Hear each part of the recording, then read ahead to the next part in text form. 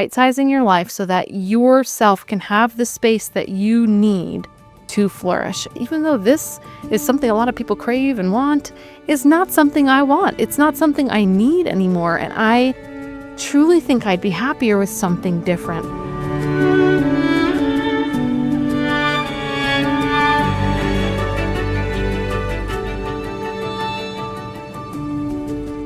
Hello and welcome back to Remember Why You're Here, a podcast for seekers and sensitives where you can relax, receive, reconnect to yourself, and remember that most important thing of all, why you're here.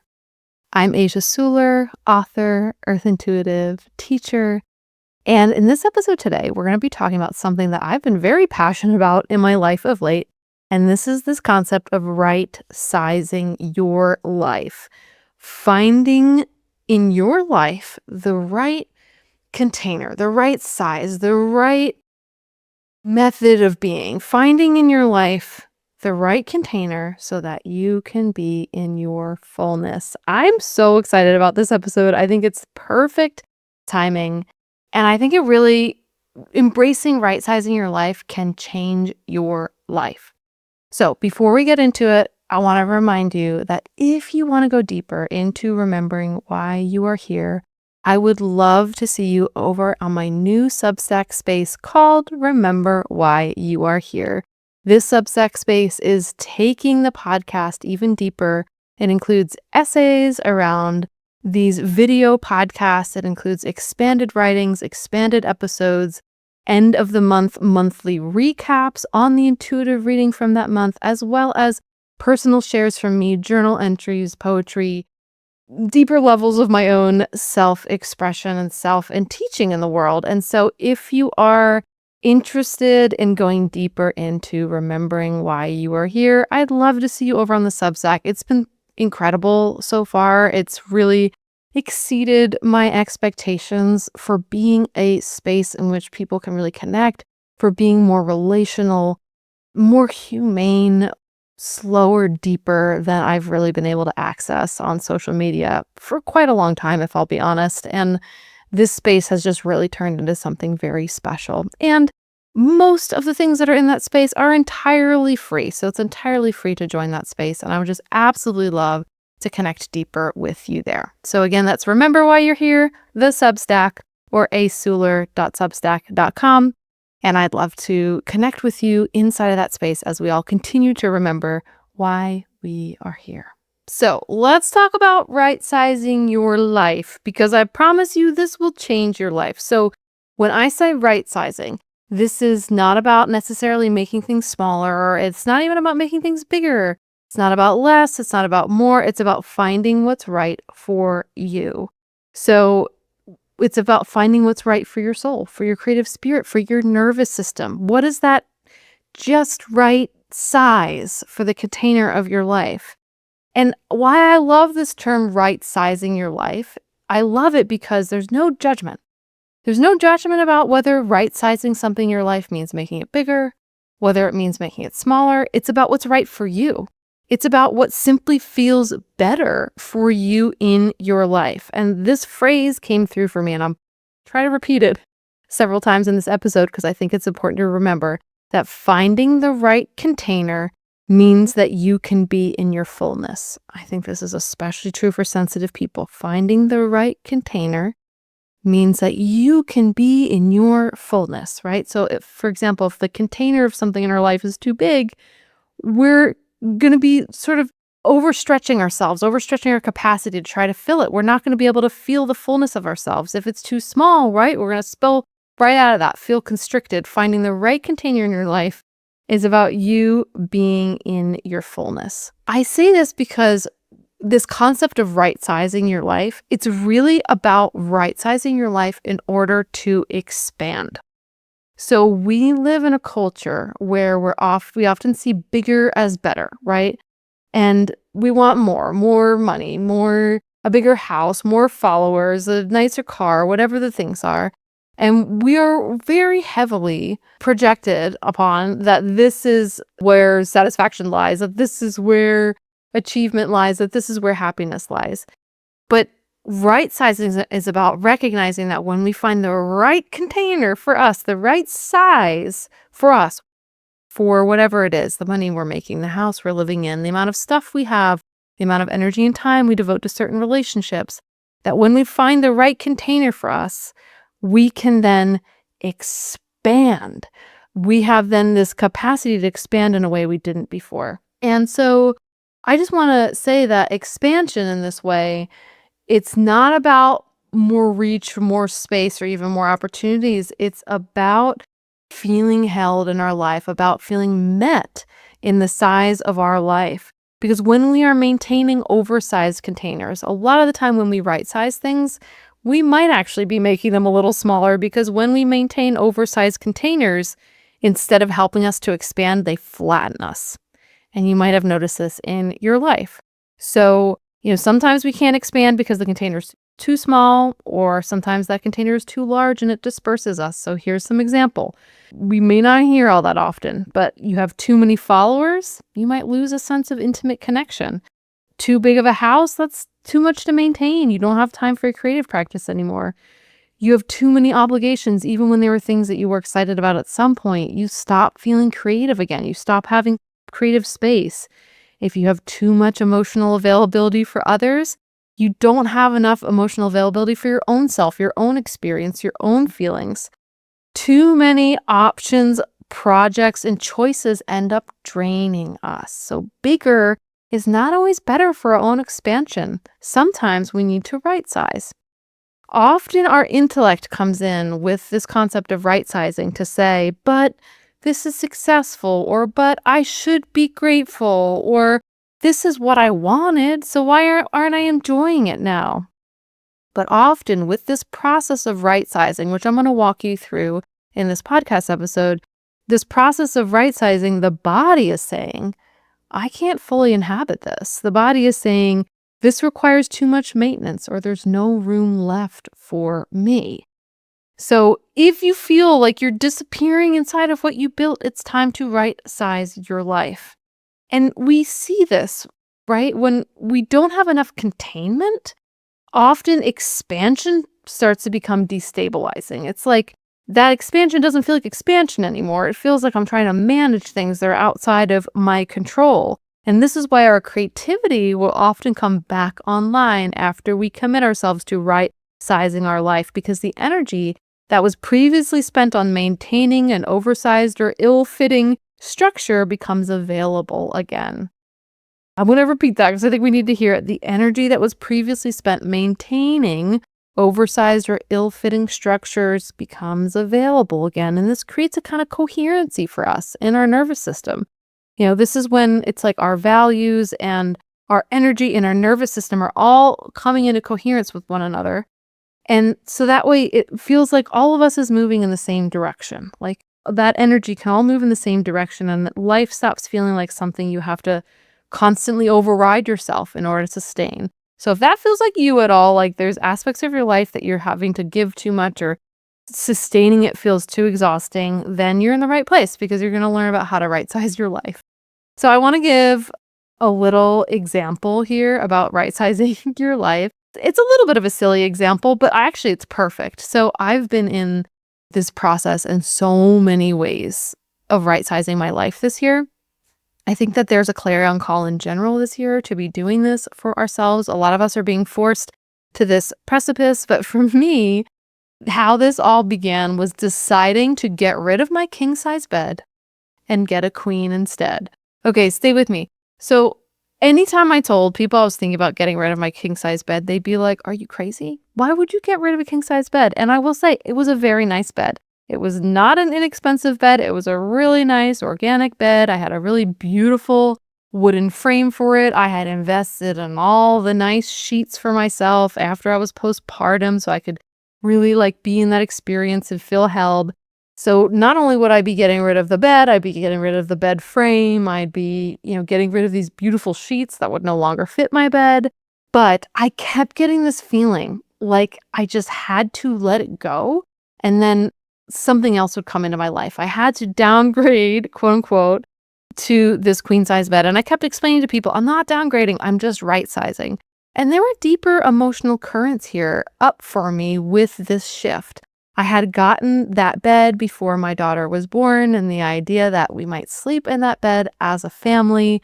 About a year after my daughter was born, her dad and I decided to transition to co-parenting. We uncoupled, and so that bed represented a lot to me. It held this energy in my life, an energy that I wasn't a reality and also that I didn't want to tend anymore. I was like, I'm ready for a new era. I know this is a really nice bed. Like intellectually, I can see that, but emotionally, it was weighing me down.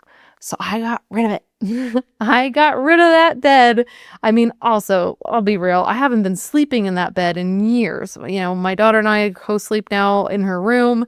So it's just mostly a thing where I wasn't even in that bed. It was just this giant, heavy reminder of what no longer was available in my life, what I wasn't pouring energy into anymore. Like, just basically something that didn't work.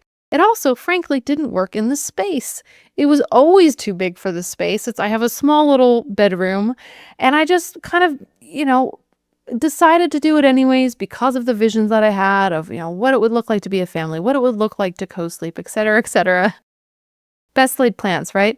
But I decided I'm getting rid of it. So I got rid of it and I slept on our little fold out queen guest bed on the floor of my room, and I was just happy as a duck in a duck pond. I cannot tell you how much joy it brought me to get rid of that beautiful bed. That beautiful bed that went to a beautiful couple who are very much enjoying it now, and just sleep on my little queen size mattress in my bedroom. I was able to rearrange my whole room in a way where I now feel cozier and more inspired in that room than I ever have, because now I have more space. I could rearrange things the way I wanted it. I really could start to see the way in which I wanted the energy to move through the space instead of thinking, oh, it should be like this. I gave myself permission to be like, how do I need it to be? How do I want it to be? What feels inspiring for me? It's a funny story in some ways, but it's also poignant, and it just shows you that something even as simple as I'm really getting this feeling like this, even though this is something a lot of people crave and want, is not something I want. It's not something I need anymore. And I truly think I'd be happier with something different. So it's about right sizing your life. And this one move kicked off what has been a whole season for me of asking myself this question: what needs to be right sized in my life? What needs to be reviewed, to be shifted? Like, where do I want to put my energy? Where am I using my energy to maintain something that isn't actually bringing me joy? A right-sized life is not the life that looks biggest from the outside. It's the life your nervous system can fully inhabit. It's the life your soul feels at home within. And this is what we're doing when we are right-sizing our life. Sensitives in particular, I find that we often need to let go of things in order to feel spacious again. Now, as I said, this is going to go against a lot of cultural norms where we think bigger is better, bigger house, more money, more productivity, a bigger audience, all the things.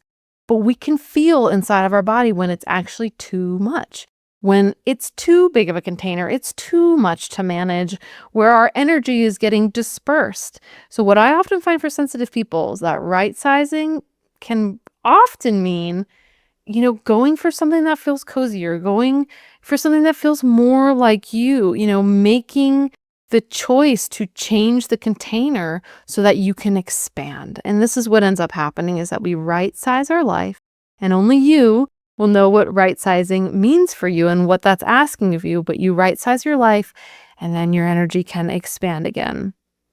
Sensitive people, we tend to come into this world with a lot of energy. We have big energy. We have big emotions. We have big sensitive nervous systems, and we need space. We need to feel like we are held by the spaces that we are in, and right sizing your life will help you to do that.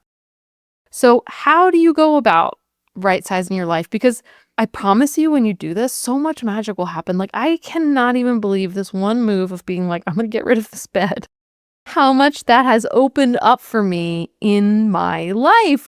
I've started right sizing absolutely everything, and it's changing absolutely everything about my life and the energy I have access to. Well, the first thing is to take inventory in a given day and just notice when and where your energy drops. Like, think about at the end of your day, go through your whole day and just see, where did my energy drop throughout the day?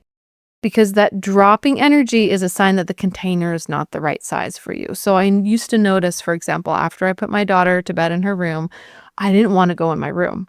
My energy would drop as soon as I walked in that door. Some of that was the feng shui of how the room was set up, because it had to be set up because of that darn large king size bed. But there was other elements to it too, right? But I noticed that I would feel this sort of like despondency and anxiety every time I walked into my room. Now I walk into my room and oh man, I melt. My body's just this is exactly what I've wanted this whole time. So notice when your energy drops throughout the day. That's often an indicator that the container there is not quite the right size. And I want to just say here that not all exhaustion means resistance, like you're just resisting something. Sometimes it's information telling you that this container is not the right size. So where do you feel exhausted? Where do you feel drained? Where do you feel overgiving? And to really ask yourself, in whatever the container or the situation is, can I be myself inside this? Can I be myself inside this and still maintain this size, whatever this size is, whether it's too small or too large, whatever it is, can I still be myself inside of this? So here are some areas to look at in your life and to ask yourself this question: can I be myself inside this? So first area is the stuff in your house and the space in your house. This is like your home and the possessions inside of your home. And so some things here to look at, often when we make changes in our physical environment, it is a catalyst for these spiritual, emotional changes inside of us. So this is not just like spring cleaning. This is you like literally making space in your life for more of yourself. So here are some questions as you look around your home, at your stuff, at your space. If you move tomorrow, what would you not bother taking? Or, do you know what's in every closet and every drawer? If you don't know what's in there, there's probably stuff in there that you could let go. And this is a funny one. So this is one that a couple of my friends who are mothers have told me this is their test. So if it's a mom, it might resonate with you a little more than if you're not. But I think either way, it works good.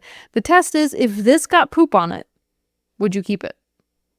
And this is a very real reality for motherhood. If this got poop on it, would you keep it or would you throw it out?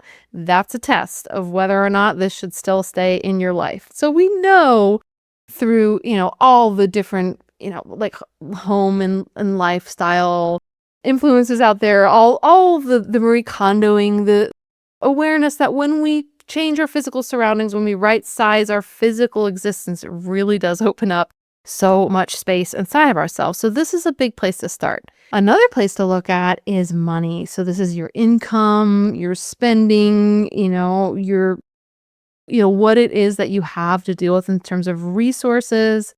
And so, this will also help you understand, where do you need to right size your spending, your expenses, what you're investing in order to maintain that resource. So here's some questions here. If your income dropped 20%, what would you cut first? Like, what would be the first thing to go? That's really important information.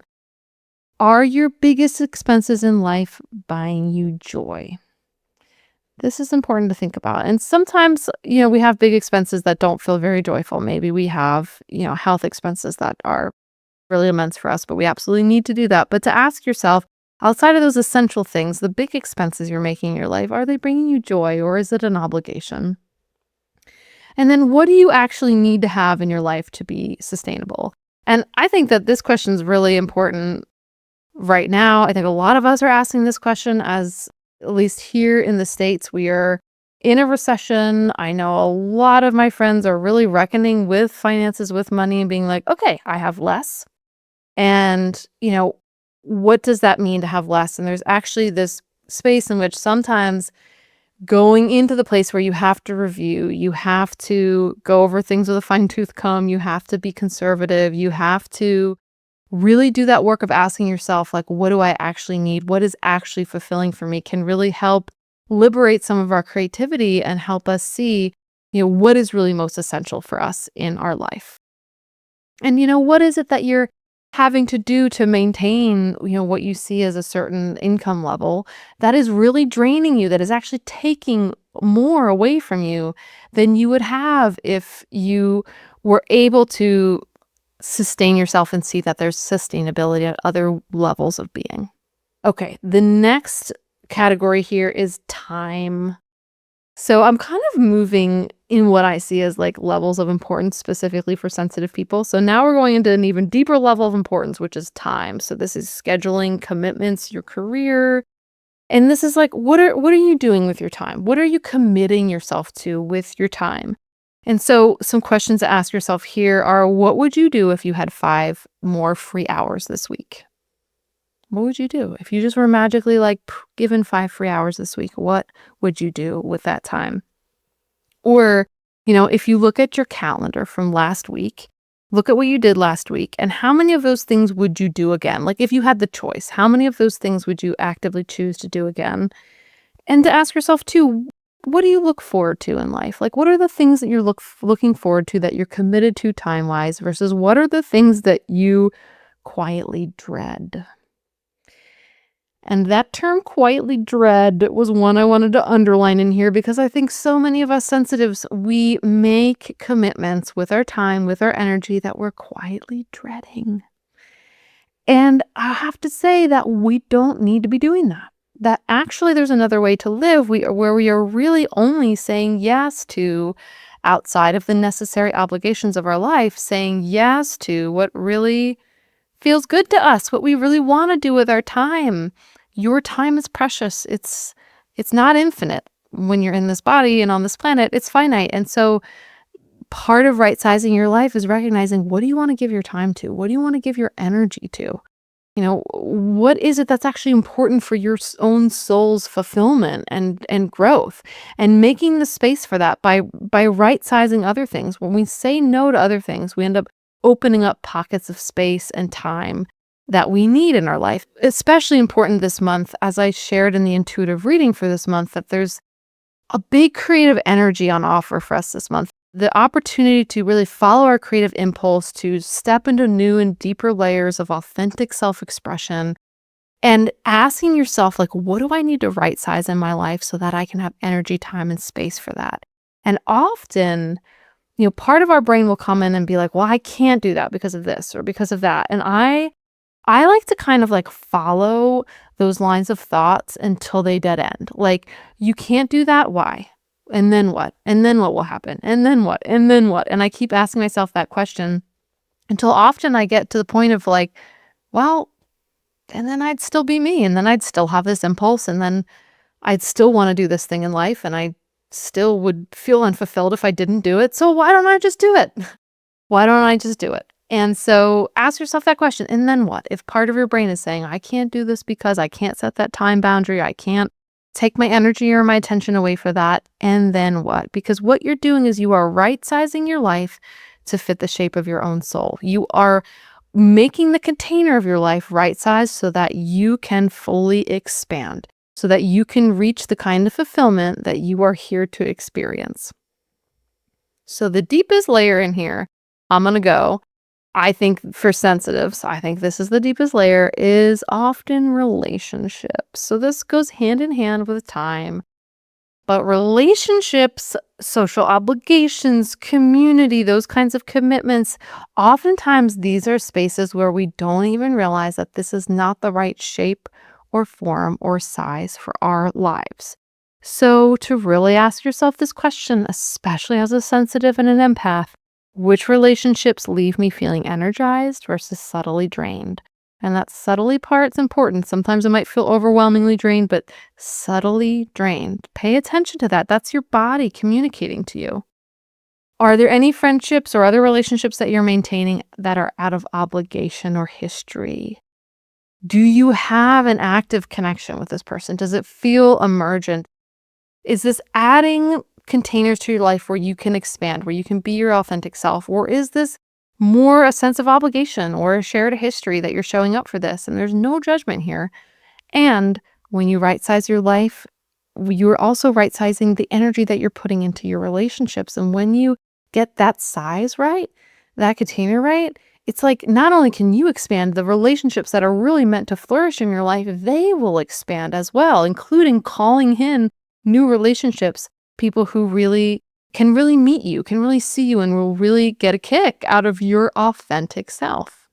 So, on that note, is there someone that you have been wanting to spend more time with?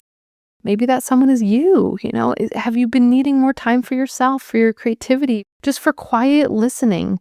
Right sizing our life is about finding the right container for our soul in this life, for giving ourselves a container in this lifetime where we can fully expand.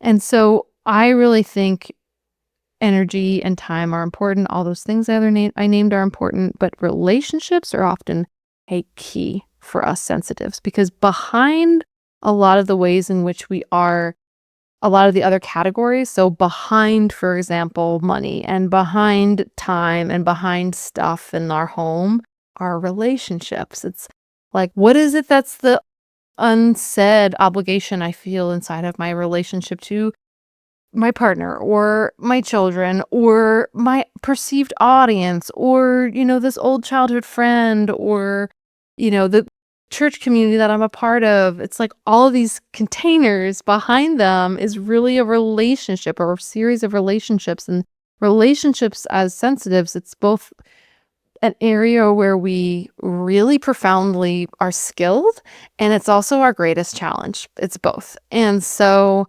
right sizing the relationships that you have in your life will open up like huge potential for you in your existence. So I'm going to give you a very personal recent example of this, that there is someone that I was spending a lot of time with, and I really adore this person. I really enjoy being with them, but something inside of me just kept saying, like, Asia, you need more time. You need more time for yourself. Like, you just need to express that you need more time for yourself. And it was so hard for me. It rubs up against all my conditioning to just be like, I know you're really going to feel super disappointed and upset by this, but I just simply cannot spend as much time with you. And what has been so cool about this experience, because here's the things for sensitive people, it's going to be a lot easier for us to get rid of stuff, to downgrade our house, to upgrade, whatever it is you need to do to right size your life. It's going to be a lot easier for us to do that. Relationships are often the hardest space for us to right size. So because it's so hard and there's so much energy that's often involved in setting that boundary, what happens on the other side will be an even bigger energy of being met by change, expansion, and possibility in your life. So here's what happened for me. This still blows my mind. So I set this boundary of time, like I can actually only spend X amount of time with you. And what ended up happening was, because that person respected my time boundary, they heard it, and I was then allowed, inside of myself, I felt then I was allowed to have more space for myself, for my creative process, for what I needed to do in life. What ended up happening is that relationship completely flourished, has just opened up in ways like beyond my imagining, because I was willing to set that boundary, to right size my life, to say, hey, no judgment. I love you and I love the time we spend together, but I need this particular container right now in my life. And if that person hadn't been willing to hear me in that probably would have been a different story. But they were able to hear that. They were able to give me that space. And what has ended up happening is a gigantic flourishing in our connection, as well as a flourishing within me, in my general sense of, well-being and direction in the world, because I got feedback from the world of what it actually feels like to be inside of a right-size container, that it's okay for me to set those boundaries, to really make my life be what I need it to be in order to flourish. Because oftentimes for sensitives, right-sizing, it means taking up space for yourself. It means shaping your life, right-sizing your life so that yourself can have the space that you need to flourish. And I think there's really an invitation here to take up space in a way that you weren't before. When we right-size our life, it allows our spirit to expand in the way it so deeply desires. And you will know that it's right. So when we say the word right, it's really what's right for you, right? Like no one can tell you what's right for you in right-sizing your life, but you'll know what's right because you'll feel comfortable to expand again. Now, notice I said comfortable to expand. I'm not just saying comfortable, because sometimes being in a too tight space can feel very comfortable, or sometimes being in a big space that's we're used to maintaining can feel comfortable to a part of ourselves. You feel comfortable to expand. You feel comfortable to be more of yourself. It opens up new layers of possibility and perspective for you in your life. It's like me sleeping on that mattress in my bedroom. Suddenly I had all these ideas of how I could redo the bedroom with really no money at all, but redo the bedroom so that it felt more like a cozy place, more like a place that was mine, and it has really transformed my life. So you'll know that it's right because you'll feel that sense that you can expand, that there's more possibility here. And the goal here is simply aliveness, to feel more alive in your life. This is why I've had so many friends that have moved out of whatever big house they were trying to maintain and into their vans, or into a tiny house, or have consciously walked away from, big careers and in fields that they frankly weren't passionate about anymore, to become a gardener or to become an herbalist or to become a poet because it was the right size for their soul. It was the right size for their life. And do they make less money? Yeah, probably. But are they happier? Are they more alive? Do they feel more comfortable to expand? Yes, yes, yes. And this is the whole point of right-sizing our life. And this is super interesting to me. Once we right-size our life, give yourself permission to do this. We will sometimes then end up making different choices, which is so cool. It's like, if you were for example, in this relationship example, oh, okay, I need more time and space from this person. And then you take that time and space, and all of a sudden then you're like, wait, I actually do want to spend that day with you. I actually, I do want to meet up after school today. I do want to, whatever it is, get the kids together on a Sunday. It will open up actually your ability to make choices that feel more authentically aligned with you. And sometimes those choices are the opposite of what you might have made before, but it's because now you have the space to really feel yourself, the space to really ground in yourself.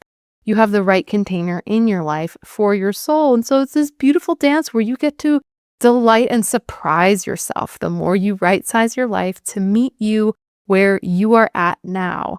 And everything that flows into our life, even when it looks like downsizing, even when it looks like restriction, even when it looks like recession, it's here to help us right size within the existence that is now, to help us meet ourselves now and find ways to be alive in our current circumstances. And this is exactly what right-sizing your life is about.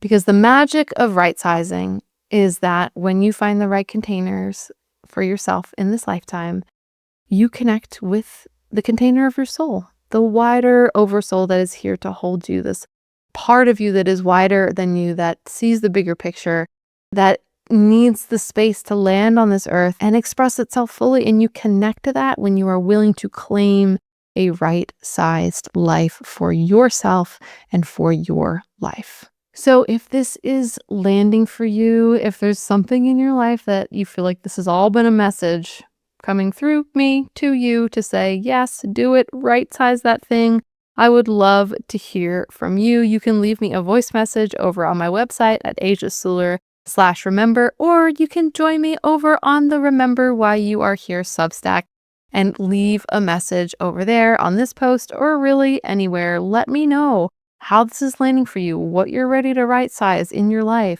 I will say, in a very honest, open, and authentic way, me moving to Substack was part of this whole era of me right sizing my life. I'm not kidding when I say this one bed change. I just started then right sizing everything.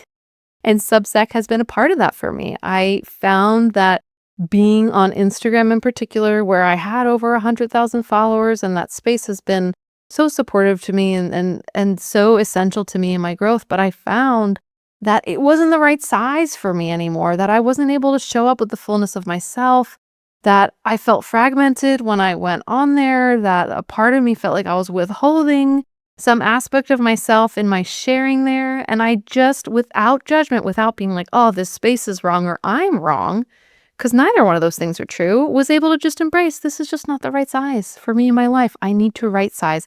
I need to move into a space that's more intimate, that's more relational, that's more earnest, more authentic, slower, deeper. And that's exactly what Substack is. So if you'd like to join me over in that space and go deeper into remembering why you are here, I would love, love, love to see you there. So I am sending you so many blessings as we continue to walk through this month of creative impulse, of authentic expression, of right-sizing our life so that our soul can expand in the ways it's meant to in this life. And as you move through the sun that is rising in this month, as per our intuitive reading for this month, as you move into this new era of really finding the containers and the overall structure of a life that meets you, that helps you feel creative, that helps you be in touch with your own authentic self, may it also remind you of that most essential thing, that thing that is so helpful to connect to. And that is remembering why you're here.